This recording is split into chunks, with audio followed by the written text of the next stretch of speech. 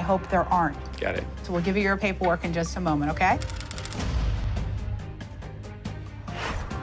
In a related case, Anthony Catalano Jr. has been named as the respondent by his ex-petitioner Giovanni Morales Cassiano. He is accused of sending nasty texts, verbal harassment, and physical assault. Mr. Catalano denies the claims and says the petitioner is being vindictive. Why don't you say it in my face? Petitioner. I have, Your Honor. Okay, tell me what. Have you witnessed any incidents between the two? Abused by the respondent. Have you witnessed any incidents between the two of them? I have, Your Honor. Okay, tell me what you've witnessed. October 31st, Halloween Eve, myself, my partner, Mr. Catalano, and Mr. Cassiano went to Miami Beach for Halloween festivities along with Mr. Catalano's sister. Mr. Cassiano seemed to be a little upset.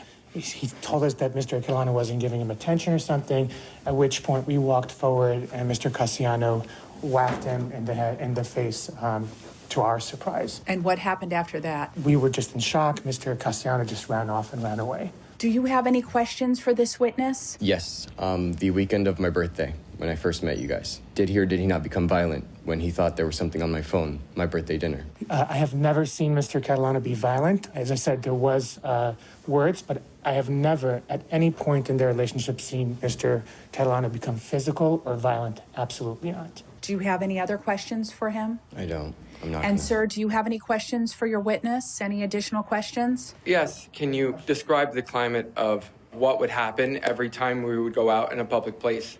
I think Mr. Cassiano is a nice person. He does tend to get very, very sensitive. And I think that he also holds a lot of issues down. And alcohol kind of brings issues that he's holding down. So I have seen him get emotional. And with the emotion, I have seen him be violent.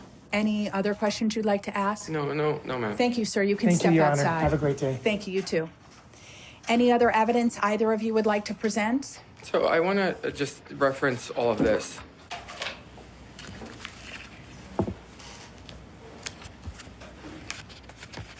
I object to it. There's Okay. false information in there. That's not a legal objection. Okay. Do you have any other objection to Oh, me no, looking at no, it? no, And no. I'll give you the, okay, then I'm going to admit it, but what would you like to tell me that's false about that? The whole incident with Andy Murphy beforehand was when I was verbally attacked when I found out that the person he cheated on me with was in the apartment without my knowledge. The whole So month. he cheated on you? Yes. Okay. In the beginning of the relationship. So when I found out that this person's taking a picture in the bathroom that both Anthony and I shared, it hit me. So that's when I said, if I find out that anybody's in the apartment that I still live in without my knowledge or my consent, I said there will be war. And I have the text messages that prove it. And as far as the, when I arrived, I was verbally attacked. What do you have to say? Say it in my face, you pussy. Why don't you say it in my face? I went into my room, no acknowledgement to Mr. Catalano, went into my room. He entered my room. Then, me fearing that it's not going to be caught on camera, I went into my bathroom. Because I just went there to pick up my things and go back to my boyfriend's house. And the last thing that he said to me that completely destroyed me and I left, dropped my things and left, was, I hope you both die of AIDS. That hit home as a gay male, that destroys you.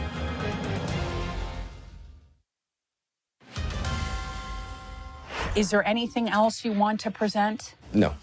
Is there anything else you want to present? I had an issue with low testosterone, so, it was tough for me sexually for a while. So he would make fun of the fact that, about my or any of those things to try to upset me. And I said, you know what, if you're going to be, whoring around that way, I said, the only thing that's going to happen is you guys going to have, AIDS, and that's what's going to happen. And my uncle died of AIDS. I'm not a person just to throw that around very lightly, but again, I was upset. I was hurt. I don't want to hurt him. I don't want things to go bad for him. After even everything he did to me, I still wish him well. So this is what I'm going to do. I am not going to enter a protective order against you. Things are tough when people break up. There's been testimony that both of you had physical violence against each other. You're not together anymore. You're both living separately, and you're both on your own new tracks, right? Mm-hmm. So you might run into each other someplace. Just ignore each other. Don't go up to the other person. Things get emotional when people break up, and it's bound many times for something bad to happen. It will cool down once you have a little bit more room between the two of you. If there's future problems, you can come back here. This is going to be dismissed without prejudice. So if there's future problems, you can come back and we'll talk about the issues, but I hope that there's not, okay?